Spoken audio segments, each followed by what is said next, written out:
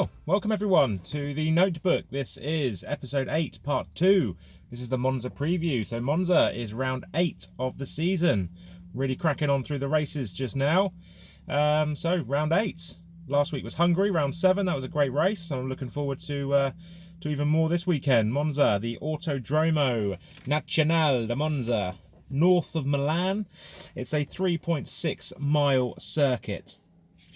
It has not been a happy hunting ground for Italian drivers. The last Italian driver to win there was Alberto Ascari in 1952. However, an Italian team in, I think they're in red, the Ferraris, they are the most successful constructor there. They have 20 wins. So driving, the Italians don't like it there particularly, but the team do. So let's see what an Italian team can bring this weekend. We have an in real life lap record there set by Rubens Barrichello.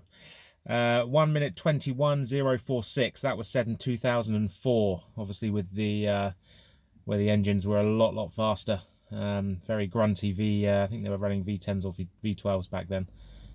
So they were very quick cars.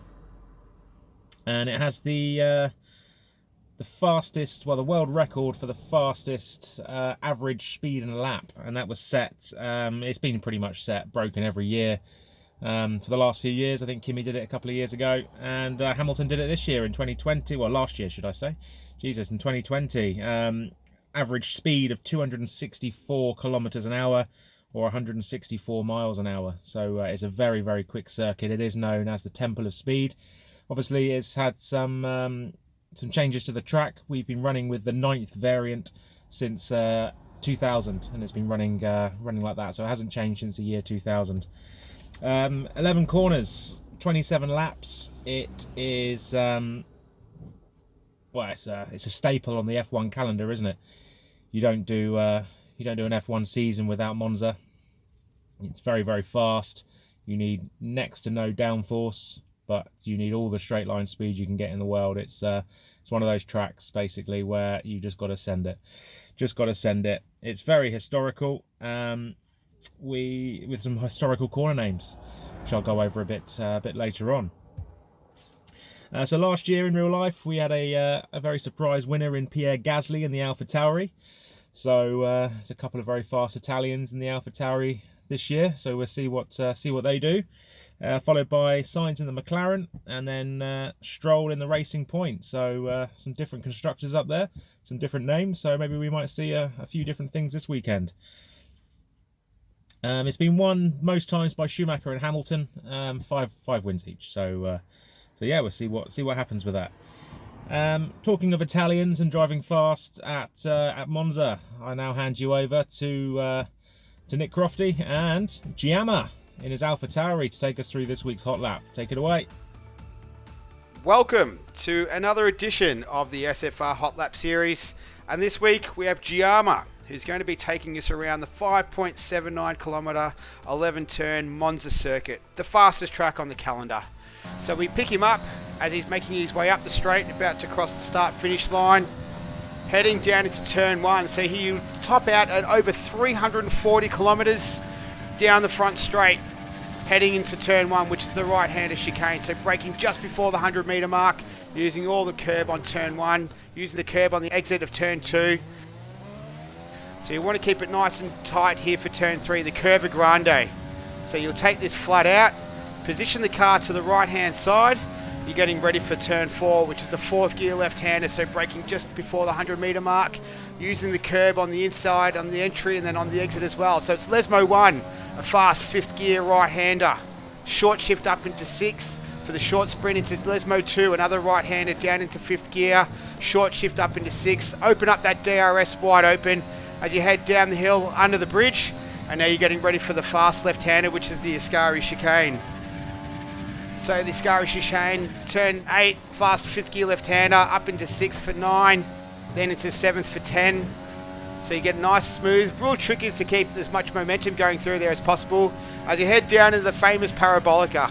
So he just drops it down into 5th gear shortly before he moves up to 6th. Doesn't drift it too wide. Wants to keep as tight as he possibly can to minimise the length to the line. Hits the line. That's a 118.6. So big thank you to Giamma for taking us around this week for another edition of the SFR Hot Lap. Good luck to everyone racing on the weekend. And now back to my main man, Van Rocco. Well, it's a great lap there by Giamma, a low 1 minute 18. I think it was an 18.2. He says he can still get time off that. So I think we're looking at probably a late 17, early 18 for the pole lap, if you want to get on pole. Strategy-wise, it's not going to be massive. It's an easy one stop, soft to medium, medium to soft, whichever way you do it. If you go medium soft, you might get a bit more pace at the end. But yeah, there's no real strategy this weekend. You've literally just got to drive fast. You can make a one stop work, a medium soft work, or soft medium should I say, very easily. So it's all about speed. It's all about the speed this week. In qualifying, you will need a tow. That's probably what's going to break us into the 117s. I think you're going to need a tow from your teammates. You're going to have to talk to each other somehow. If you don't have mics, then you're going to have to let each other know what's going to happen, because if you want to get high up on the grid, you can probably get an extra couple of tenths with a tow, so you're going to need it basically. So make sure you're sorting that out and getting in touch with people so you can do it. So we run down in the overtakes then on the corner names. Again, historical track. We have the turn one. There's a long run down. Obviously you're going to be hitting probably about 364k, 215, 220 mile an hour. It is quick down there into turn one. DRS open as well. ERS, fuel rich mix. It's going to be a good overtaking spot into that first chicane. Obviously it's very tight, so you got that really tight right hander, and then you got turn two, which tightens up on the exit, and you're very easily going to be able to push maybe people out onto the curb and the gravel on the outside. So do be careful with that. If you are either attacking or defending, that you're not going to push people out. You're going to take things easy, not easy, but take care and respect the person who's driving beside you, because no one wants to be pushed out there. So if you don't get the move done into turn one, you're going to have the Curva Grande, turn three, long right hander, flat out. Going around the outside could be the best thing here, because obviously then you've got the inside line into turn four, into the second chicane. It's obviously where Hamilton made the move on Vettel, and then Vettel decided to spin it not long after and sent Ferrari and Tifosi hopes into the doldrums. So yeah, probably around the outside of the Curva Grande. Try not to squeeze in and out. If you're on the inside, make sure if you know that driver's on the outside, they're going to give them the space. If you hit the chicane again, unless you're ahead at the braking point, it's going to be quite hard to get an overtake done in the middle of the chicane. Then you've got the Lesmos. Again, one by one through here really, unless you are ahead on the inside, which is unless the driver in front of you gets a bad exit and you're going to be ahead, then I would personally wait the two corners, sit on the gearbox, and get the DRS for the run down to Ascari. Great straight here, goes, it's a gradient, it goes down, it goes back up under a bridge, and then you hit to Ascari chicane. This chicane is going to be the death of a few people this weekend, I believe, especially with strict corner cutting. You're either going to get a penalty, you're going to spin, or you're going to get through all right. There's your three options this weekend. Then you've got the run at exit of Ascari. If you survive Ascari, you've then got the run to Parabolica. What a corner. I can never quite get it right. I've still got lots of time for improvement there, but it's a great corner, isn't it? You've got the exit of Parabolica onto the straight, and you've got to get a good entry and exit to keep the speed up for the straight. You've got the DRS. It's a great track. I do love Monza. It's not my favourite. I'm not amazing at it. I'm so.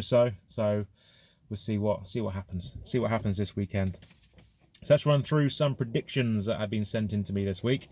So first one up is a safety car on lap 12. Now if you're doing strategy, that pretty much, if you start in medium, that is pretty much on your medium stop. If you start medium and a safety car comes out there, you should be all right. You might have to take the hards. The soft tyre might not quite make it that far. You've got an extra 15 laps, haven't you? So yeah, that might be hard for the medium tyre driver. And then no Ferrari in the points. It's controversial. See what happens there. Next one is a Italian on pole, but a Scottish victory. No German in the points either. Next one, Cornet pole to DNF. Will in the top 5. An Italian podium and a Kachow podium. Next one, incident at turn 1 on lap 1. Now this is pretty guaranteed, so I'll probably give you a tick now for that. Pole to P2 is less than a tenth. So yeah, again, I can see that happening as well. The toe is going to be all important. A Renault double podium, so that would be what, Stewart and Honesy if they're both racing on the podium. And a McLaren and Alfa Romeo in the points. Next one is an Italian on the podium. The AlphaTauri and Ferrari both in the points, but no Mercedes points. So this could be the first week in 4 where a Mercedes doesn't score a point. Next one, Ascari gets a victim. Definitely, I can see that. I'll give you a tick now. Haas to get a 25 plus points haul. And 1 wet session. We haven't had a wet race for I don't know how long, so it's got to come, hasn't it? Monza in the wet is always an interesting one. It doesn't happen very often, but when it does bring out some great races. So we'll see what happens with that. That's the predictions done and dusted. Cover a few bits for the race. So we're running with strict corner cutting. It was voted overwhelmingly in the Discord. So strict. I think we're going to see a lot of penalties this weekend.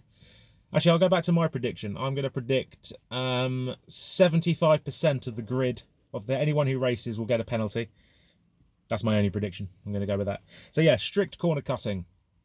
It's probably for the best. There's quite a few places where you can exceed the limits. However, the curbs are quite high. With the speed being quite high, you can lose traction quite quickly. So if you are taking advantage of the corners, then you will be getting caught out. Pit assist. I was umming and ahhing whether to enable or disable it. It is enabled. It's a league rule. We all voted for it at the beginning of the season. I don't really want to change the league rules halfway through just for one race, so we're going to stick with pit assist on as it is. I know that if you have it off, you do feel disadvantaged by it, so all I can say is if you don't want to be disadvantaged, then maybe just turn it on for this race. It's obviously you come off Parabolica straight into the pits. With pit assist on, you don't have to brake, you can just let it go, whereas with pit assist off, you kind of do. The only thing I will say, though, is in qualifying, obviously you released from the pit lane, or the pit exit, on the corner.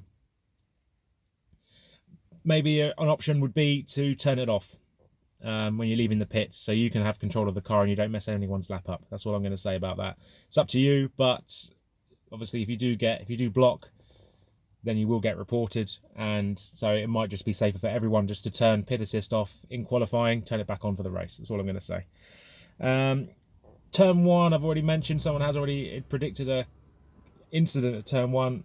Turn 1 in unranked lobbies anyway, not in league racing, is one of the funniest things to watch, but being involved in is not great. So let's have fun.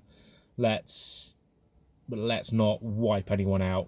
Pick your braking point. There could be 20 drivers all heading down to turn 1 at the same time. Pick your braking point, pick your inside or outside, and try not to wipe anyone out. If I'm honest, I am expecting it, but I don't want a huge pile up. This race, basically, in our previous guise of JFR, this was the straw that broke the camel's back for that league. That league race basically ruined any hope of that league carrying on, which is why we moved on to into this league. So yeah, let's keep it clean but have fun. That's all I'm going to say. Enjoy it, and I will see you on the grid on Sunday. Over and out.